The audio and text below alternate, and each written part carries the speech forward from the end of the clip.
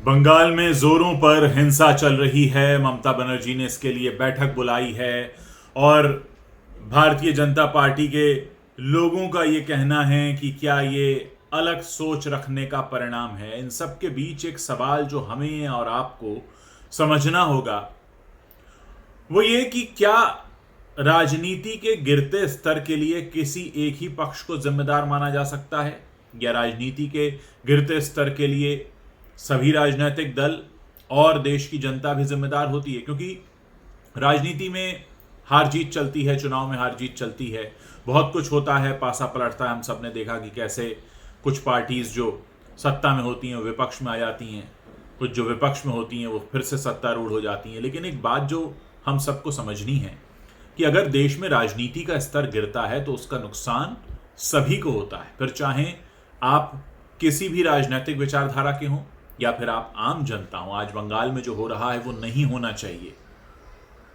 अगर हम इस समय एक इतनी बड़ी महामारी से जूझ रहे हैं और उसके बीच किसी विशेष राजनीतिक सोच रखने वालों के साथ इस तरह के हमले, इस तरह की घटनाएं हो रही हैं, तो निश्चित तौर से ये देश के खिलाफ काम हो रहा है। लेकिन इस सब के बीच हमें यह भी समझना होगा कि इसकी शुरुआत कहां से हुई और क्यों हुई और कैसे हम इसे रोक सकते थे। इसे रोकने के लिए जरूरी है स्पोर्ट्समैन स्पिरिट, जिसकी हमेशा बात कही जाती है। राजनीति को भी स्पोर्ट्समैन स्पिरिट के साथ खेला जाना चाहिए।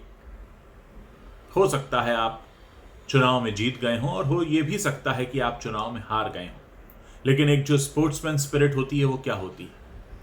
हमेशा खुद को दूसरे से अव्वल साबित करने के लिए अपने आप में सुधार लाना, आगे बढ़ना, कुछ नया करना, कुछ ऐसा करना जिससे कि लोगों को इंस्पिरेशन भी मिले और आप एक दूसरे के लिए मिसाल बन जाए। ना कि इस तरह का रास्ता अख्तियार करना जैसा कि इस समय बंगाल में चल रहा है। क्योंकि देश में अगर अंदरूनी हिंसा होती है तो नुकसान देश का ही होता है। ये बात हमें समझनी पड़ेगी। राजनीतिक सोच कुछ भी हो सकती है, राजनीतिक सोच रखना कोई अपराध नहीं है।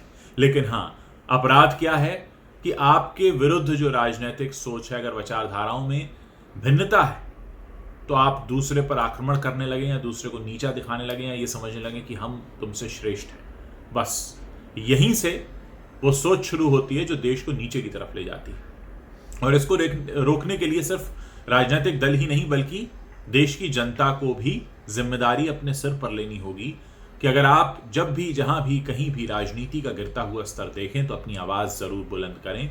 और यह भी अगर राजनीति का गिरता हुआ स्तर है जो बंगाल में हो रहा है, नहीं होना चाहिए। लेकिन ऐसे मौके पर यह भी सोचना जरूरी है कि इसके लिए आखिर जिम्मेदार है कौन।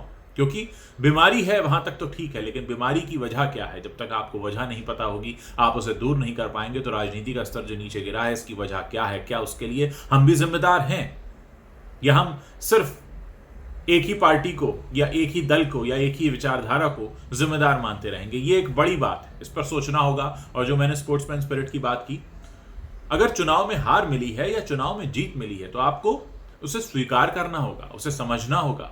और जीत भी एक बड़ी जिम्मेदारी है। हार एक चुनौती है, जीत बड़ी जिम्मेदारी है, और दोनों ही स्थिति में बहुत सोच समझ कर चलना होता है। आप लोग इस पूरे मामले पर अपनी क्या राय रखते हैं मुझे बताइए। बहुत सुबह से मुझे मैसेजेस आ रहे थे कि मैंने बंगाल हिंसा पर बात नहीं की है, और मैं ये समझना चाहता था कि बंगाल की हिंसा जो हो रही है, हम लोग सुबह से देख रहे हैं, सारे न्यूज़ चैनल्स में चल रहा है, सारे वेबसाइट्स में चल रहा है, लेकिन उस पर हम अपनी क्या राय रख सकते हैं, ये बहुत ज़रूरी है। तो मैं इंतज़ार करूंगा आप लोगों की राय सुनने का, आप लोगों के कमेंट्स जानने का, ताकि हम समझ सकें कि जो हो रहा है वैसा न हो, इसके लिए किया क्या जाए।